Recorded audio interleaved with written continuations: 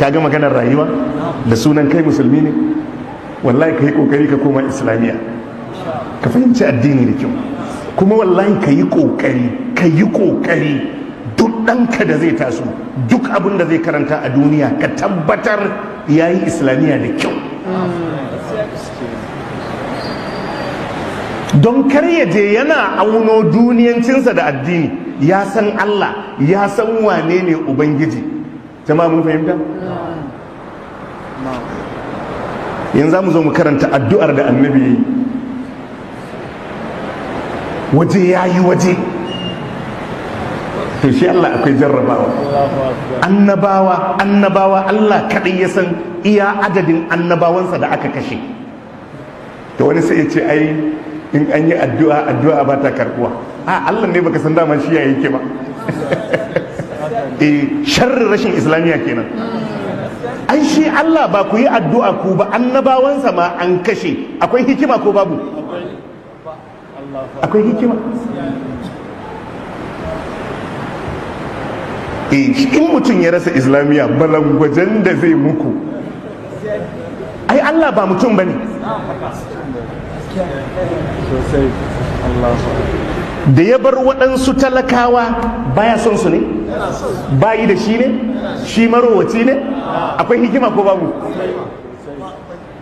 Da aka tafi yakin Uhudu har manzan Allah sallallahu alaihi wasallam an mai rauni, bai yi addu'a ba ne? To kaga matsalan shine shi bai san waye Allah ba, shi bai san yaya Allah yake abubuwansa ba.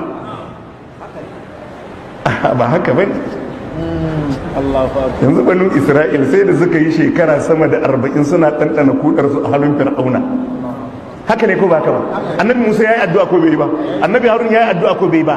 Allah yana da structure-sa da yake gudanar da abubuwa a kai.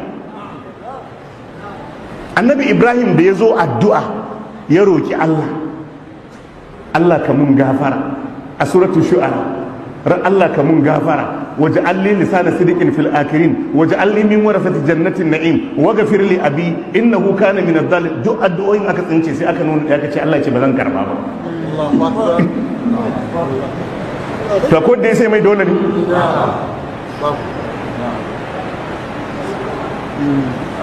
waj'al li lisana sidqin fil akhirin, yace Allah ka sanya harshen ambato na alkhairi a 'yan baya a kaina, duk wanda zai yi magana a kaina ya faɗi alkhairi. waje allimin warasar jannatin na'im, Allah ka sanya ni cikin wadda za su gaji aljannar ni'ima. Allah ya ce an baka. wa gafir li abi, a gafarta wa babana. Allah ya ce a'a. Annabi Muhammad sallallahu alaihi wasallam ba kan katuba kenan. yace sa'altu rabbi salatan, na roki ubangiji waɗansu abubuwa uku, fa a'tani thintaini, sai ya ban biyu, fa mana'ani wahid, ya hana daya. To akwai da zai ma Allah dole ne?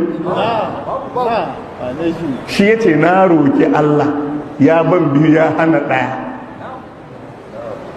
Allahu akbar. Sa'altuhu Allah yuhlika ummati bisana, yace na roke shi kar a halakar da al'umma na da fari, a shigan yunwa, a shiga fari, a shiga wani mummunan yanayi da al'ummar za su halaka. Fa'aɓani ha, ya ce mun an baka ba da amma al'ummar ka haka ba. Wasu altuhu Allah yugurika ummati bilgharak, Allah yuhlika ummati bilgharak, na roƙe shi Allah kar ama mutane na irin abin da aka ba mutanen annabi Nuhu, a halakar da su da ruwa. Fa'aɓani ha, ya bani. Wasu altuhu sai na roƙe shi Allah ya ja'ala ba'asahum bainahum, kar su dinga fada da yaƙe-yaƙe tsakaninsu. Famana aniha, ya ce a kai haƙuri, wannan bara ka samu. Ai shi Allah yana da tsari. Wani kuma zai roƙi Allah, Allah ya amsa, amma sai ya ajiye sakamakon addu'an sai ranar alkiyama a bashi.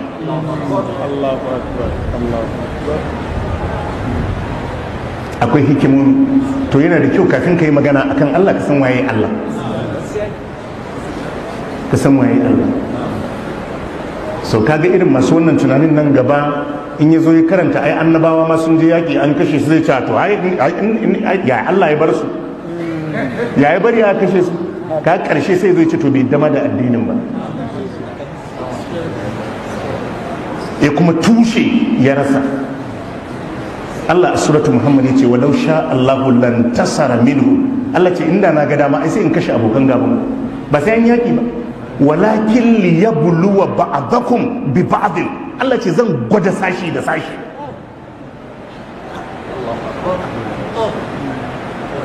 Ina shi yace kar a sha giya, to in ya ga dama ba sai ya hana giyan ba, in an yi ta ma ba za ta yiwu ba, zai iya ko ba zai iya ba?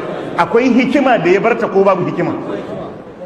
Za a ga waye mai da'a waye marasa da'a.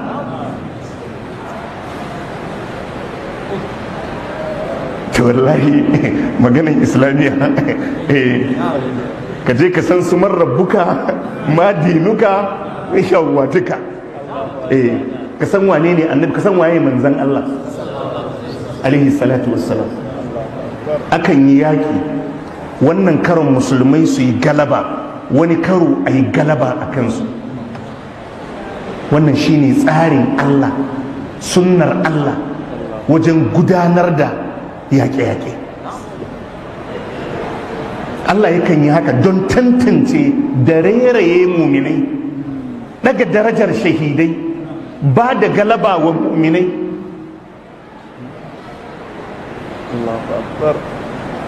Allah ya samu dace.